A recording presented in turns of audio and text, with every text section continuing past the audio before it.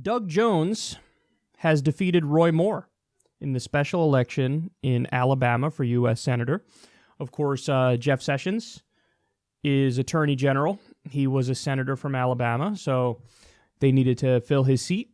And you had Doug Jones, who's, kind of a standard, run-of-the-mill, establishment Democrat.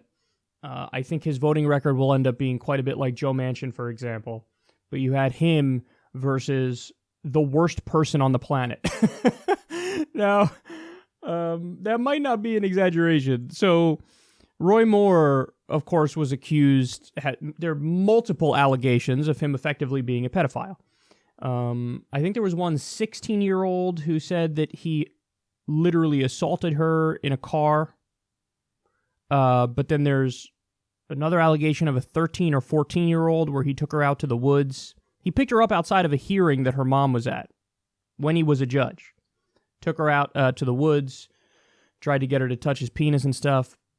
You've heard all this, and we've discussed all this before, so no need to go into further detail here about those allegations, but he's accused of being a pedophile. Even if you say, hey, it's allegations, put them all aside, nothing's been proven yet, he was a judge who was removed twice from the bench because he refused to follow the Constitution. He kept the Ten Commandments up in his courthouse and in the front, the front lawn of the courthouse. And yeah, the Fed said, you can't do that. We don't live in a Christian theocracy. This isn't the Christian Saudi Arabia. We live in a secular country. You have to take it down. You have to abide by the Constitution and take it down. He didn't do it. This is also a guy who said in the past that he thinks homosexuality should be illegal. He also said that he thought Sharia law has already taken over, was it Illinois? So it's so funny. On the one hand, he's like, oh, we got to stop the Sharia law from taking over. But on the other hand, he's like, so I can implement my Sharia law. Muslim Sharia, bad. Christian Sharia, good.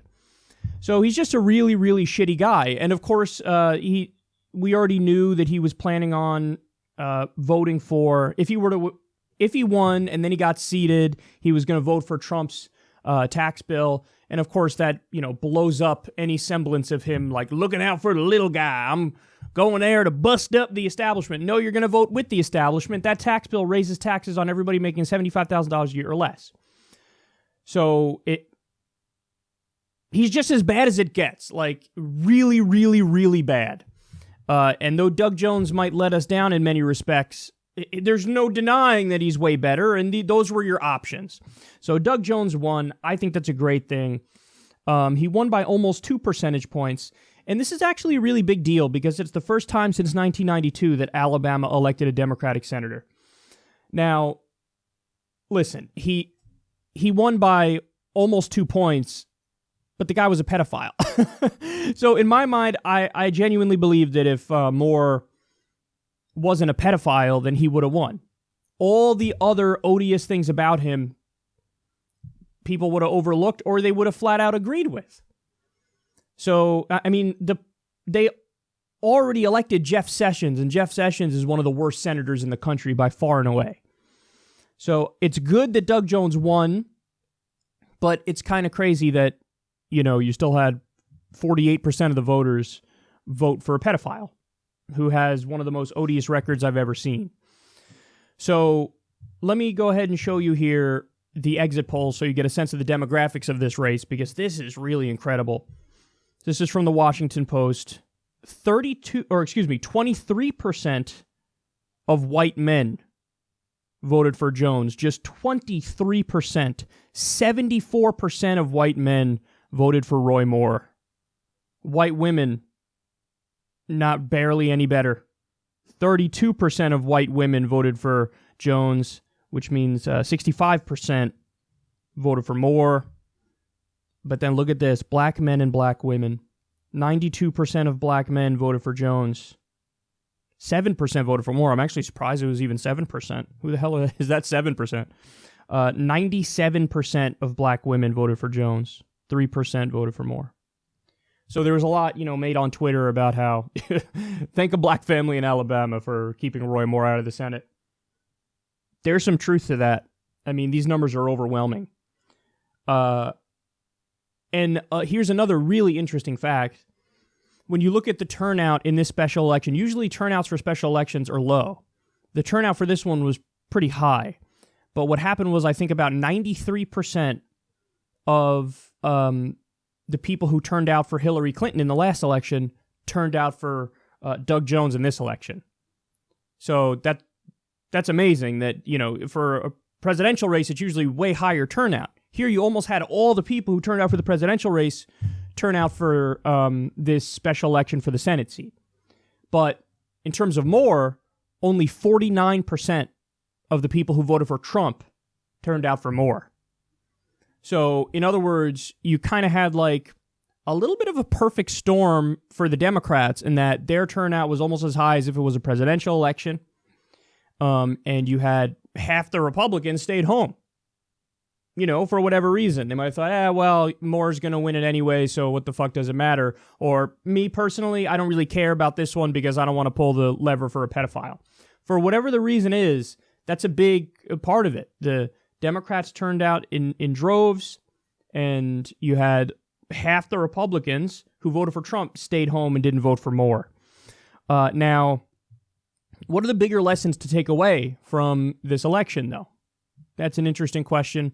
I think Charles Barkley actually broke it down pretty well on CNN. Barkley, by the way, he's, of course, from Alabama, and he campaigned for Doug Jones. So let's take a look at what he had to say. Well, first of all, Roy Moore was an embarrassment. Hey, listen, if any other man had 8 women accusing him of sexual harassment, talking about how he really enjoyed slavery, he thinks people who are homosexuals should go to jail, they wouldn't even been in this election. This was more of a referendum on the state of Alabama, and I'm just so proud. I'm just so proud of my state. I love my state. We got some amazing people here. Yeah, we got a bunch of rednecks and a bunch of ignorant people, but we got some amazing people here, and they rose up today. You know, you were one of many prominent African Americans from Alabama who don't currently live in Alabama who came and campaigned over the weekend. There was some question over whether that would backfire. Obviously, it did not. The African American vote really turned out in very strong numbers. You must be feeling pretty good about the effort that you made this weekend. Well, number one, it wasn't just about me. It was about everybody down here. Let me tell you something. I've been in Alabama for the weekend campaigning with Doug Jones. All Roy Moore commercials was he's against abortion, he's against gay marriage, and he talks about God. Those are not 3 good enough reasons to be in the Senate. We got a lot of more important stuff, health care, we got to improve our public school system, we got to improve our roads. I'm just so proud of my state. They rose up today. Last question for you, Charles. What's your message for President Trump tonight? As an Alabamian, as somebody who helped deliver the state to Doug Jones, what do you want President Trump to take away from this evening? Well, this is a wake-up call for Democrats. Your Democrats, and I told Mr. Jones this, and I love Doug, they've taken the black vote and the poor vote for granted for a long time. It's time for them to get off their ass and start making life better for black folks and people who are poor. They've always had our votes, and they have abused our votes, and this is a wake-up call. We got it in a great position now, but this is a wake-up call for Democrats to do better for black people and poor white people. That analysis, in my opinion, was spot on. What he's saying is Democrats need to start serving their base again, that they've taken their base for granted. But here you have a situation where in turning out the vote, there was a lot of attention paid to the Democratic base. So black people, clearly, and he also says poor white people as well. That is supposed to be the Democratic base. It's supposed to be, you know, blue-collar workers. It's supposed to be middle-class people, poor people, people of color. You know, people who aren't in power, who aren't elites, people who need the government to craft policy in a way that helps out regular folks, or at least gives them a fair shot. and doesn't rig it in favor of the rich. But what's happened with the Democrats for such a long time now, the Republicans are so extreme and so insane. They're backwards on all the social issues, but then they're also 100% corporatists. So the Democrats have said, well, where's our base going to go? Where are you going to go? You're black, you're poor, you're a white poor family, you're people of color. Where are you going to go? There's nowhere for you to go. You're not going to vote for the Republicans. So therefore, hey, I'm going to lurch to the right, be corporatist like the Republicans, just to a slightly lesser degree, and not serve my base, not push for policies that's going to help them. And then what the fuck are they going to do? They're going to have to show up anyway. Well, Charles Barkley is saying, no, serve your goddamn base. I mean, politics 101 is you don't abandon your base. But politics 101 for the Democrats for the longest time has been abandon your base. I mean, look at the strategy just in the last election in 2016 with Hillary Clinton.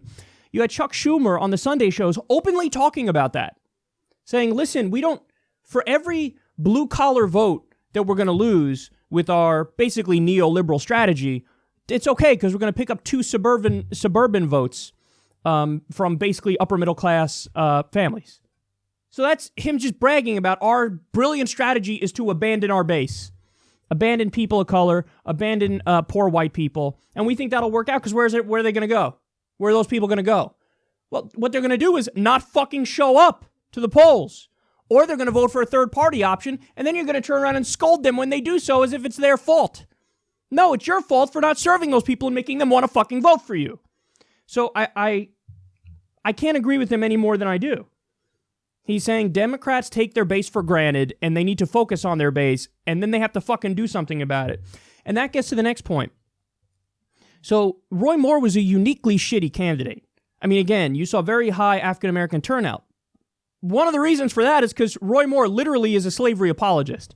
Now you might say, but come on, that's, Kyle, left-wing commentator going over the top with it. No, he said, hey, wouldn't it be better off if we got rid of all the amendments after the 10th? Well, that means women can't vote, equal protection under the law is gone, and the repealing of slavery is gone. So it's not like, I'm misinterpreting it or misrepresenting it. No, that's what he said. Then there was also the comments at an event where he said, hey, even when we had slavery, at least the country had a direction and families were strong. Are you kidding? That's the old fucking coded language of bigots. That's what they do. They say, and I've heard this in the context of segregation as well, Jim Crow, where they're like, well, families were strong when we had segregation and black people were over there and white people were over here. Hey, we might say that's not a good thing, but at the same time, the families were strong. So now there's been the destruction of the black family. Maybe one of the reasons of that is because we don't have segregation anymore. Now, they won't say that last part, but they heavily imply it. They want you to take that away from it. They want you to go, man, that's right. Black family was better off before. What was different before? Oh, man, we were separate. And of course, this is all just mental gymnastics and jujitsu to try to justify and rationalize the fact that these people are bigots and they don't want to treat people equally. So, yeah, maybe that's one of the main reasons the African-American turnout was so high. You had a literal slavery apologist. On top of all the other stuff, being a pedophile, I mean, you go down the list. But maybe the biggest point here is this. Charles Barkley says, every commercial I saw of Roy Moore, I'm against abortion, I'm against gay marriage, I'm for God, I love God. He's a theocrat. Then he goes, we got more important issues to worry about. Those aren't good reasons. We got healthcare we got to worry about, education, infrastructure. We got to rebuild these roads. We got to give people jobs.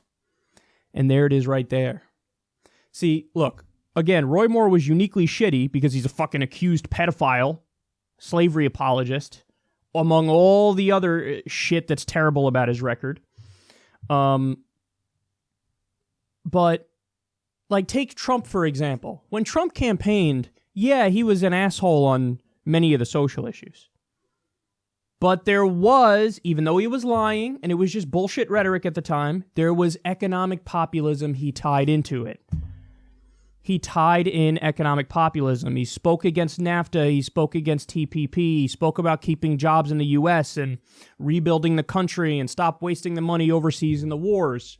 And he contradicted himself a lot, and the other shit he said was fucking crazy, and there's no doubt about it. And he's shooting from the hip, and he's amateurish, and you can go down the list of the shit he thinks about him. But yes, there was an element of economic populism in his rhetoric. When you tie in the social backwardness with the economic populism, that can get the Republicans to turn out for you. But when you're just focusing on the social backwardness, hey man, that's not enough. That's not enough. So you're an accused pedophile, but all you have to say in your ads is abortion is bad and I'm against it, gay marriage is bad and I'm against it, and isn't fucking God wonderful? You know, these Republican-based voters, they're fucking struggling too. Poor white people are struggling too. So, like, there's a lot of poor white people in Alabama that reliably turn out for Republicans. If all you're talking about is abortion and the social issues, they might agree with you on that stuff, but they're also going, my fucking cousin just lost his job and he's got no fucking money. You know, hey, I haven't had a raise in 25 years. What's going on here? You going to help me out or not help me out? And Roy Moore isn't speaking to those concerns. He's not speaking to those concerns at all because he doesn't actually believe in helping those people. He believes in being a fucking theocrat. So here you have Doug Jones come along, and again, Doug Jones is going to disappoint us in many ways because he's a Manchin-style Democrat. But you have Doug Jones come along, and yeah, he actually will talk about those issues. In fact, in his speech after he won, you know what one of the things he said was? We need to immediately, before I even get to Washington, they need to fund the CHIP program. That's the Children's Health Insurance Program. Which, by the way, to give Hillary Clinton credit on something, which is rare on this show, she was instrumental in getting CHIP in place. It's one of the very few positive things about her record. But that's what Doug Jones was saying. He's like, okay, fund the fucking CHIP program. Let's do it. And then you wonder, well, why is it that in deep red Alabama, the Democrat won?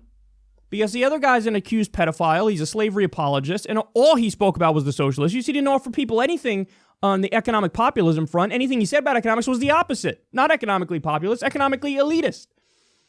And look, here's my overall conclusion. And this is one that, you know, the centrists are going to fucking go nuts when they hear me say something like this. But it's true. Let's say Doug Jones ran exactly the same campaign he did with two differences. He's for Medicare for all and free college. He would have won by 10 points, not one or two. Now, again, people, centrists and neoliberals hear that and they melt down. I can't believe you said that. But I've already seen it. You have people on Twitter. Joe Manchin was already out there saying, well, this is a win for the radical center. Radical center. The fuck out of here. No, it's a win for the anti-pedophile vote is what it is. But if he were to be more economically populist, Doug Jones, I think he would have won by more. Now, again, you say, well, how can you make that argument? Where's your evidence to back that up? There's a plethora of evidence, and I brought it up repeatedly. For example, in the primary, the 2016 primary, Bernie Sanders beat Hillary Clinton by 1.5 miles among people who describe themselves as conservative Democrats. So all the exit polls, when hey, how do you describe yourself? Are you a liberal Democrat? Are you moderate? Or are you conservative Democrat? Throughout the Midwest, people said, oh, I'm a conservative Democrat. And he destroyed Hillary Clinton among conservative Democrats. Now, how's that possible? Because Bernie's literally not more conservative than Hillary. He's to the left of Hillary. So it's a matter of definitions and labels. So how can somebody say, I'm more conservative, but you didn't vote for the more conservative Democratic candidate, Hillary Clinton? Easy, because people don't fucking think about labels. They don't really know about labels. They say what they think they are. But at the end of the day, when you sit people down and go, hey, I'm in favor of free college. I'm in favor of Medicare for all. I'm in favor of a living wage. I'm in favor of a New Deal. I'm in favor of ending the corruption. Those are things that cut across party lines. It's not hard to sell the idea to somebody, I think you should have a raise and I think you should have health care. That's not a hard idea to sell. So it's pure fiction that in the minds of the establishment, they think, well, you have to run a centristy, neoliberally, right-wing Democrat in the deep red states because that's the only way you're going to win. No, pure fiction. Pure fiction. Ideas like Medicare for all, free college, living wage, New Deal, they cut across party lines. And again, labels are something we have, when you think about these issues, forget the labels. Another example of this is you had Bernie Sanders doing a town hall in the heart of Trump country in West Virginia. People who fucking voted for Trump. And he got them to cheer his agenda of Medicare for all, free college, living wage. I mean, think about that. A room full of Trump voters cheering Medicare for all. Every fucking Democratic strategist in Washington will tell you that's not possible.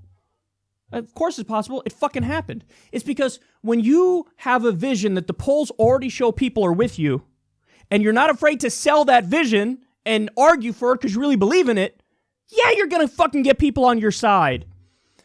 So that's my hot take on this election. Roy Moore was a uniquely shitty candidate. So generic Democrat beat him. Doug Jones beat him. And I'm happy about that, even though Doug Jones is going to disappoint us in many ways because he's better than the alternative. But if Doug Jones did everything exactly the same, but he added free college and Medicare for all, he would have won by even more. So, I should be clear about one thing, which is, it actually is true that when you take left-wing ideas, the economic ones can win over conservatives. Easy.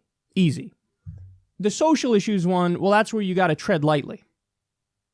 So if you're in a deep red state and you're a Democrat and you're, pushing relentlessly on the issue of abortion and you're rubbing it in everybody's face that you're pro-choice. Well, no, there's a deep ideological divide between red states and blue states where it's not like, oh, they secretly agree with abortion. So, hey, we need to talk about that. No. For social issues, whether it's the issue of drugs, whether it's religious issues, if you're rigidly secular and you come out in a deep red state and rub that in everybody's face, that doesn't help you. So on the social issues, red states are red states, blue states are blue states. Let's be clear. But what I'm talking about is the economic stuff. On economic issues, if you're economically populist, that wins everywhere. So I think Doug Jones would have won by even more if he took just a few of the populist left issues that the overwhelming majority of Americans agree with, because the polls already show they agree with it, then he would have won by more. But listen, at the end of the day, Doug Jones won, and he beat Roy Moore, and that is 100% a good thing. And I don't know if this is going to have a direct effect on the tax bill, because it looks like they're trying to force it through before they even sit Jones. But even if they sit Jones, they still might have the votes to barely get it through. But this is going to be a big deal, because now basically the Democrats can put all of their attention and all of their focus on Susan Collins, a moderate Republican, or as moderate as they come in that barbaric party, and always pressure her when there's a vote that's important. Because there are a handful, 2-3 Republicans who are not 100% odious morons, and you could sway them. So now we have enough votes where, as long as you hold Jones and Manchin and McCaskill, and there's always a question about that because half the time they vote with the Republicans, but as long as you can hold them and chip away on Collins, perhaps the only thing that the Republicans get is their tax bill, and every other piece of terrible legislation can be defeated. Now I'm speculating here. It's an educated guess, but it's a guess.